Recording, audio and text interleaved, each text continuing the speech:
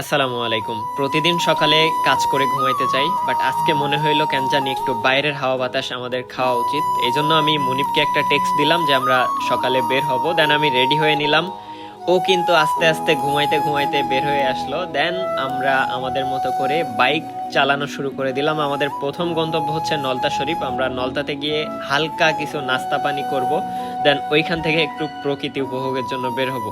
So নলতাতে কিন্তু আমরা পৌঁছে গেছি। নলতাতে পৌঁছানোর পরে লোকাল একটা ছোট্ট হোটেলে আমরা নামলাম অ্যান্ড এইখানে নামার পরে 2টা ডিম আর খিচুড়ি অর্ডার দিলাম। অ্যান্ড এইখানের খিচুড়ি কিন্তু ওয়ান অফ দ্য বেস্ট আমার মতে। সো আমরা কিন্তু আস্তে আস্তে খাওয়া দাওয়া শেষ করে নিলাম অ্যান্ড বেশ ভালোই লাগলো। তারপর আবারও চালানো শুরু করলাম অ্যান্ড এটা হচ্ছে নলতা শরীফ, নলতা পাক রজা শরীফ। আমাদের এখানে একটা বড় জায়গা, এটা আপনারা গুগলে সার্চ দিলে দেখতে পাবেন।